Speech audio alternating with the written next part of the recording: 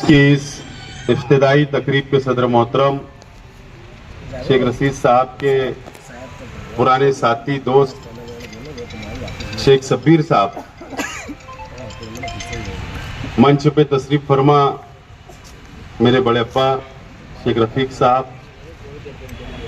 और मंच पे तशरीफ फरमा हमारे मोहल्ले के तमाम ही जिम्मेदारान, मेरे सामने बैठे तमाम ही हमारे बुजुर्ग हजरात, तमाम ही नौजवान साथी, दोस्तों और साथियों, सबसे पहले मैं मेरी जानिब से आप आए हुए तमाम ही मेहमानों का मैं इस्तकबाल करता हूं और आप लोगों का शुक्रिया अदा करता हूं। आज हम लोग मालेगांव शहर के लिए एक तारीखी प्रोग्राम के अंदर सब लोग आज हम लोग यहाँ पर जमा हुए हैं और मालेगांव शहर का पहला नो प्रॉफिट नो लॉस, ऐसे नीट सेंटर, स्टडी सेंटर बहुत शहर में है, लेकिन नो प्रॉफिट नो लॉस के ऊपर शेख रशीद साहब के नाम से हम लोग यहाँ पर आज 3 करोड़ रुपया के फंड से संग बुनियाद रखने के लिए आज हम लोग मौजूद हैं। शेख रशीद साहब का इंतकाल हुआ और शेख रशीद साहब का सियासी सफर इसी मोहल्ले से शुरू हुआ।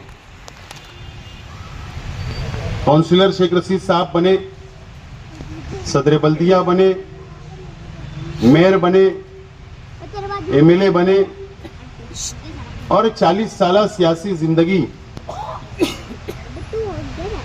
समाजी काम में, शहर के विकास के लिए, शहर के डेवलप के लिए, शहर के गरीबों के लिए, शहर के अमीरों के लिए, शहर के मजदूरों के लिए, शहर के बुनकरों के लिए, हर वो खास वो आम आदमी के लिए शेख रशीद साहब ने अपनी 40 साल सियासी जिंदगी आवाम के लिए वक्फ की। और एक इत्तेफाक देखो आप कि जब शेख रशीद साहब का 40 साल हम लोग ने जश्न बनाया तो इसी मुकाम के ऊपर बनाया, यही मंच लगा हुआ था और यही शहरी इस्तकबाल शेख रशीद साहब को हमने दिया। और वो आखिरी प्रोग्राम था, उसके बाद शेख रशीद साहब की तबीयत बिगड़ने लगी, खराब होने लगी और उसके बाद शेख रशीद साहब हमको छोड़कर दुनिया से चले गए। काफी हमारे साथियों ने, काफी हमदर्दों ने कई तजावीज हमारे अपने पास लाई कि शेख रशीद साहब के नाम से ये फला रास्ता रखना है, फला मोहल्ले का नाम रखना है, फला इमारत का नाम रखना है, फला हॉल का नाम रखना है। लेकिन मैं और हमारे तमाम ही परिवार के लोगों ने उनसे माजरत चाही कि रुकिए, हमको ऐसा एक काम करना है जो हमारे शहर के आने वाले, हमारे कौम के बच्चे, हमारे शहर के मुस्तकबिल, उनके लिए हम कुछ तालीमी काम करना चाहते हैं। इसके लिए आप थोड़ा सब्र कीजिए। और अल्लाह का करम है, मैं इस मौके पर अजीत दादा पवार साहब का भी शुक्रिया अदा करना चाहता हूं।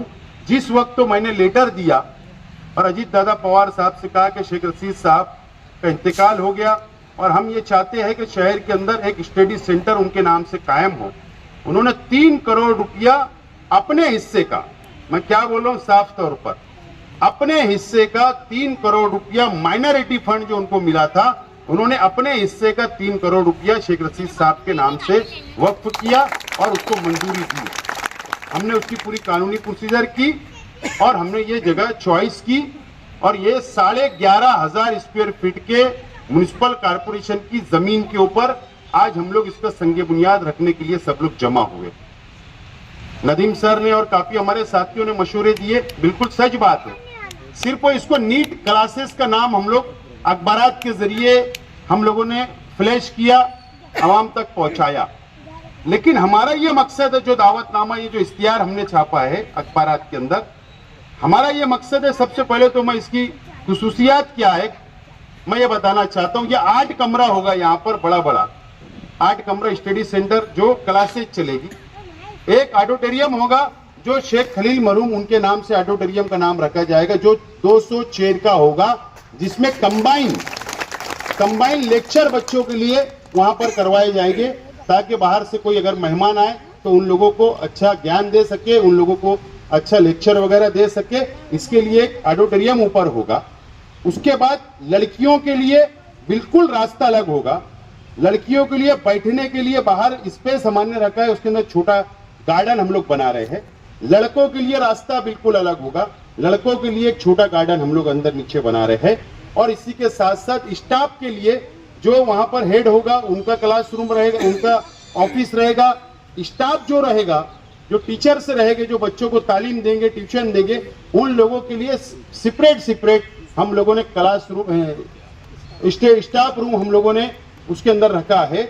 और इसी के साथ फ्यूचर के अंदर हमने चाल छोड़ी है कि जैसे जैसे आगे बढ़ेंगे वैसे वैसे इमारत को बढ़ाकर जैसे जैसे जरूरत लगेगी वैसे हम लोगों ने चाल छोड़ा। इस तरीके से वॉल कंपाउंड रहेगा, सीसी कैमरा पूरा लेस रहेगा और इसके अंदर फर्नीचर भी रहेगा बच्चों के लिए बैठने के लिए, स्टाफ के लिए, क्लासेस के लिए, बच्चों के लिए एक आला दर्जे का हम लोग ये स्टडी सेंटर बना रहे हैं शेख रशीद साहब के नाम से। उसके बाद हमने ये सोचा है कि नीट क्लासेस और GAA की जो क्लासेस रहेगी वो तो चलेगी, लेकिन उसी के साथ साथ प्राइमरी एजुकेशन की क्लासेस, हाई स्कूल की क्लासेस और हमारा सीनियर कॉलेज की क्लासेस, जूनियर कॉलेज और सीनियर कॉलेज की क्लासेस भी ट्यूशन की यहाँ पर चलाने का हमारा प्रोग्राम है। और हम लोग इसको आगे लेकर बढ़ेंगे और सबका टाइमिंग बिल्कुल अलग अलग होगा। लड़कियों के लिए अलग टाइमिंग, लड़के के लोग की अलग टाइमिंग, और इस टाइमिंग से लेकर हम लोग इसको चलाने वाले हैं। खास तौर पर मैंने इससे पहले भी बार बार ये ऐलान किया हूं, आज दोबारा बोल रहा हूं कि ये हमारा अपना जो मकसद है, नो प्रॉफिट नो लॉस। जो टीचर्स का स्टाफ होगा, जो पावर बिल आएगा, जो मेंटेनेंस लगेगा, साफ सफाई का जो स्टाफ का पगार रहेगा, वो पूरा हम लोग एक करके और बच्चों पर डिवाइड कर देंगे ताकि उसके अंदर नो प्रॉफिट नो लॉस के ऊपर सिर्फ हो सकता है जहां पर 1 लाख रुपया नीट के लिए अगर बड़ी जगह जाएगी तो 1 लाख रुपया साल का लगता है, साल का हम लोग हो सकता है 10,000 रुपये में कर दे साल। इतना उसका डिफरेंस होगा, उसका इतना डिफरेंस हम लोग रखने वाले, हो सकता 15 में हो जाए, ये डिफरेंस उसके अंदर रहेगा। और जो भी क्लासेस चलेगी वो नो प्रॉफिट नो लॉस पे चलेगी। हमारा मकसद रुपया पैसा कमाना नहीं है, हमारा मकसद ये शहर के बच्चों को, ये शहर के गरीबों के बच्चों को, ये शहर के मजदूरों के बच्चों को, छोटा मोटा धंधा व्यापार करने वालों के बच्चों को हम ये चाहते हैं कि वो भी डॉक्टर बने, वो भी इंजीनियर बने और वो भी तालीम हासिल करे और वो भी आगे बढ़े और वो भी वक्त के साथ साथ में चले, वो पीछे ना रह जाए और अमीर का बच्चा आगे ना निकल जाए। ये हमारा अपना मकसद है और इस मकसद से, ये नेक मकसद से हम लोग आज इसका संग बुनियाद हम लोग रख रहे हैं। ये हमारा अपना मकसद है, इस हिसाब से आज हम लोग संग बुनियाद यहाँ पर रख रहे हैं। इंशाअल्लाह ये तामीरी काम की हमारी कोशिश होगी, आने वाला तालीमी साल शुरू होने से पहले ये मुकम्मल हो ताकि आने वाले तालीमी साल से हम लोग इसको स्टार्ट ले सके। और ये हम लोग मोहल्ले के लिए और शहर के लिए ये कंबाइंड स्टडी सेंटर होगा, सिर्फ ये मोहल्ले का रहेगा ऐसा नहीं है, बल्कि कहीं का भी बच्चा आएगा तो उसके लिए हम लोग तैयार है। एक गुंजाइश हमने इसमें और रखी है कि अब अगर बहुत ही गरीब का बच्चा आ गया तो उसके पास 10 और 15,000 रुपये भी देने की अगर उनके पास पोजीशन नहीं है तो उसके लिए क्या, वो नहीं छूटना चाहिए। तो हमने ये तय किया कि वो बच्चे का भी एडमिशन लेंगे, लेकिन हम क्या करेंगे, कोई साहिब हैसियत है उससे बात करेंगे कि ये बच्चों की तालीम का खर्चा आप उठा लो, आप इसको गोद ले लो, लेकिन इसको तालीम दिला दो ताकि उसका सवाब आपको भी मिलता रहे। ये हमारा अपना मकसद है। इस हिसाब से हम लोग इसको प्रोग्राम बना के आगे चल रहे ताकि ये शहर के जो हमारे नौजवान आने वाली नस्ल है इसका इनको फायदा भरपूर मिलना चाहिए।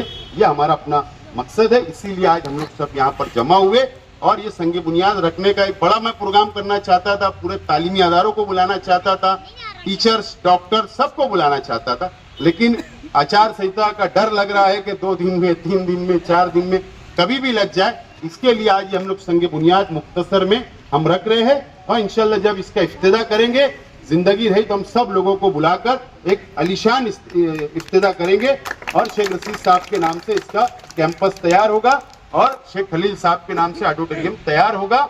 इस तरीके से ये इलाके की में भी इसकी बहुत डिमांड है। ये इलाका अल्लाह का करम है कि बहुत अच्छा डेवलप होता जा रहा है, शेख रशीद साहब की देन है, हमारे कॉर्पोरेटरों की मेहनत है, ये बहुत अच्छा डेवलप हो रहा है।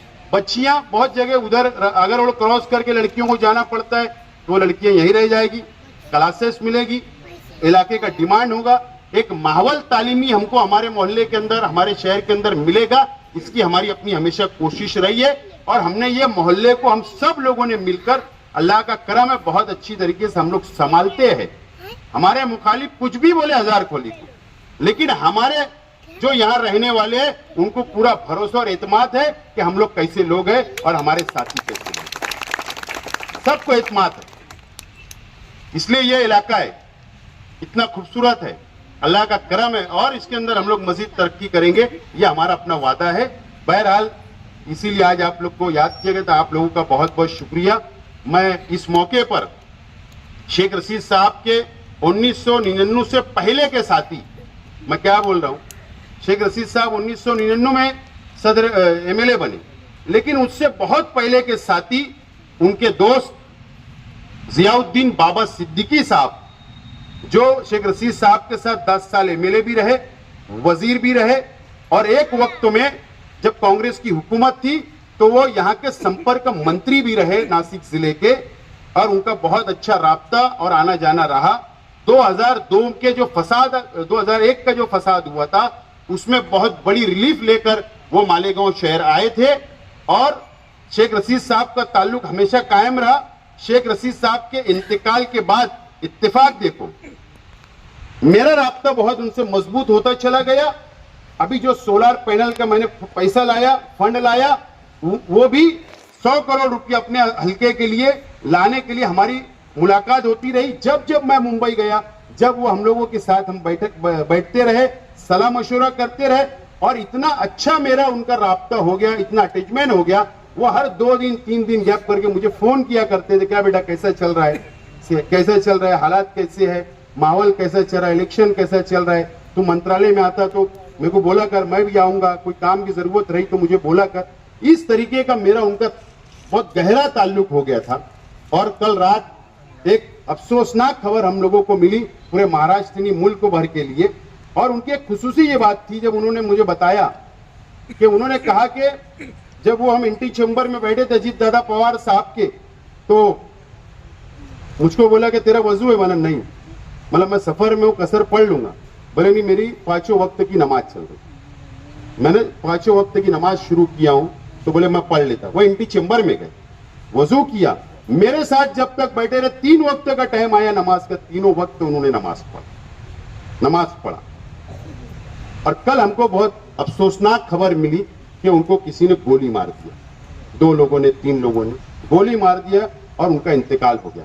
मैं अल्लाह से दुआ करता हूं, अल्लाह ताला उनकी मग़फ़िरत करे, अल्लाह ताला उन्हें जन्नतुल फिरदौस में आला से आला मुकाम अता करे। और आज की हुकूमत महाराष्ट्र से मैं मुतालबा करता हूं कि उनके जो मुजरिम है, जो गोली उनको मारी गई है, जिस बेदर्दी से गोली मारी गई है, उन लोगों को कड़ी से कड़ी सजा मिलना चाहिए। यह अहलियाने शहर की तरफ से मैं डिमांड करता हूं, और फिर एक मर्तबा उनके लिए मग़फ़िरत की दुआ मांगता हूं और मेरी बात को खत्म करता हूं। मैं चाहता हूं, वक्त कम, हाफिज साहब आगे दुआ करें।